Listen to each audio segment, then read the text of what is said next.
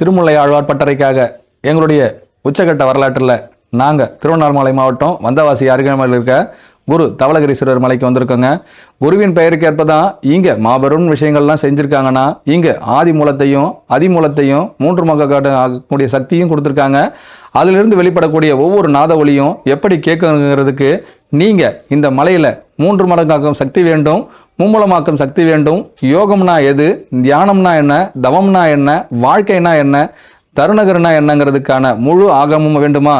இந்த இடத்துக்கு 2.5 ஆண்டுகளுக்குள்ள யாரெல்லாம் தன்னுடைய மூலத்தின் அதிபதியாகிய தன் குருநாதரோடு பயணிக்கின்றார்களோ அவர்கள் அனைவருக்குமே இதனுடைய முழு மூலத்தையும் அறியக்கூடிய சக்தியும் கிடைக்கும். தான் யார் என்பதற்கான மறுசுவடையும் அறியலாங்க. உலகத்தையே ஆண்ட மகாபிரபுக்கள்லாம் இங்க ஏன் எதற்கு இப்பேற்பட்ட மலை சுவடுகளில் வந்து அமர்ந்தாங்க, அதற்கான காரணம் என்ன, இங்கிருந்து அவங்க எதனெல்லாம் உணர்த்த வந்தாங்கிறதுக்கான மறுசுவடை இங்கே நாங்கள் மீண்டும் வெளியிட ஆசைப்படுறோங்க. இதனுடைய முக்கியமான தளசுவடுகளில் ஏற்கனவே வெளியிட்டபடி ஆதி சுவடிலிருந்து குருநாதரின் பட்டறையில் 7 11 அவதாரங்கள் ஒரு சீடர் எடுக்கணும். எடுத்து மறுபுறனை அறியணும்னா கூட அவர்களிடம் யோகங்கிறத ஒன்றை முழுமையாக தெரிந்த பிறகு தன் உலகிற்கு எதை அவர்கள் நிரூபிக்க வந்தார்களோ அதை தன் குருநாதருடன் பயணித்து உச்சகட்டத்தில் விளக்கம் கொடுக்கும் பொழுதெல்லாம் ஆதிநந்தியா இருக்கிற தன் குருநாதரே இந்த மூலத்திலிருந்து 2 மடங்காக்கி காட்டியிருக்காருங்க. உற்சவராகவும் சரி, குருநாதரின் வேல் தத்துவமாகவும் சரிங்க, ஒரே நாதத்தில் குருவே 2 பட்டறைகளை உருவாக்கியிருக்காருங்க. ஆதிநந்தியா குருவின் பெயரை 2 மடங்காக்கும் சக்தியிலிருந்து வேறுபட்ட தளத்திற்கு குறிப்பிட்ட நாதர் தன்னுடைய பெயரையும் மாற்றி அமைச்சிருக்காருங்க. குருவுடைய பெயர் என்னவோ ஆதிநந்தின்ற ஈஸ்வரன்ற பேர்ல தாங்க இருக்கு. அப்போ குரு பேருக்கு தவளகிரீஸ்வரன் ஏன் பேர் வச்சாங்கன்னா அவர் தாங்க உச்சகட்டத்தில் மேற்பார்வையின் கீழ் இருந்த சீடருக்கு அப்பெயரை சூட்டி அழகு பார்த்த ஸ்தலமாகவும் இருக்குங்க. கடவுள் தத்துவத்தை 6 மடங்காக்கி காட்டின குருநாதர் இங்க உலகியல் தத்துவம் ஒன்று மறைஞ்சிருக்கு, உச்சகட்டம் ஒன்று மறைஞ்சிருக்கு, யோகம் ஒன்று மறைஞ்சிருக்கு, நாதம் ஒன்று மறைஞ்சிருக்கு. எங்கே மறைஞ்சிருக்குன்னு கேட்டால் உணவுலே மறைஞ்சிருக்குங்கிறத எப்படி வெளியிடணும்னு ஆசைப்பட்டாரோ அதனுடைய ஆதாரத்தின் அடிப்படையாக வச்சு இங்கே 6 சக்கரங்களுக்கும் ஈடுபாடுகளையும் இடுகாடுகளையும் முளைச்சி வச்சாராங்க.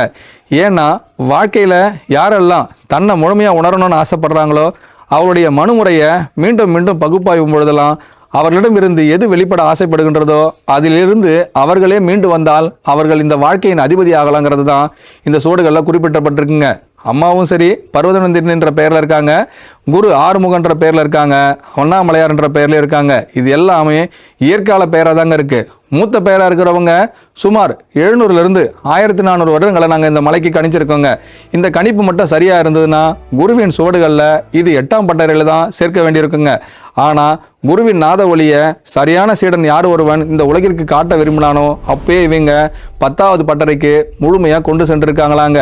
உயரிய நோக்கத்தை உலகியல் தத்துவத்தோடு தன்னுடைய சீடர்களுக்கெல்லாம் எப்படியெல்லாம் குரு தன்னுடைய வாழ்க்கை நேதியோடு, ஏன் இன்னும் கூட சுலபமாக சொல்லணும்னா மனிதன் எப்படி வாழ்கின்றானோ அவனுக்கு இயல்புக்கேற்ப அவர் தன் நிலையை இறக்கி கொண்டு வாழ்க்கையே அவர்களுக்காக தன்னுடைய சுலபமான வாழ்க்கையில் வாழ்ந்து, இப்படியும் இயல்பான வாழ்க்கையில் உன்னுடைய தியான வாழ்க்கையும் சரி உன்னுடைய தவ வாழ்க்கையும் மேற்கொள்ளலாம். இதற்காக யாரும் எந்த ஒரு பயணத்திலும் வெற்றி அடையும் பொருட்டு உங்களுடைய வாழ்க்கையில் எதையும் இழக்க வேண்டியதில்லை, நீங்கள் அடைய வேண்டியது உச்சகட்டத்தில் இருக்கின்றது என்பதை அழகான வகையில் சொல்லி கொடுத்துருக்காராங்க.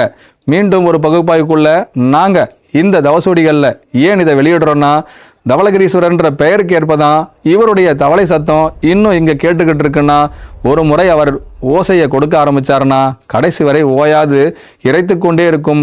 இறை பயணமாய், இறைத்தன்மையாய், இறை குணமாய், இறை கடவுளாய் இருந்து இங்கே உச்சத்தில் ஓடிக்கிட்டு இருக்காங்க அவருடைய நாத ஒளி. மீண்டும் நாங்கள் எங்கே இருந்தெல்லாம் எங்களுடைய குரல் கொடுக்கின்றோமோ அந்த குரலுக்கேற்ப இவர்களின் அழைப்பை ஏற்று நாங்களும் எங்கள் குருநாதரோட பயணித்து உச்சகட்டத்தில் மீண்டும் ஒரு சில விலகல்களை கொடுக்கும் பொழுதெல்லாம் நாதம் யார், எங்கள் குருநாதர், அவர் பெயர் என்ன, குரு தவசுதனாருங்கிறதையும் இந்த இடத்துல வெளியிட ஆசைப்படுறோங்க. மறுசுவடில் நாதியாய் நீ என்றும் ஈடெடுத்து பிறவிகள் எடுத்தாலும் உங்களுடைய வாழ்க்கையில் நான் என்பதை உணர்ந்து கொள்ள எங்களுடன் பயணிங்கள். வெற்றியில் உங்கள் கனி உங்களால் ருசிக்கப்படட்டும்னு சொல்லி முடிச்சுக்கிறோங்க. அனைவருக்கும் குருவே சரணம், குருவடி சரணம், திருவடி போற்றிங்க.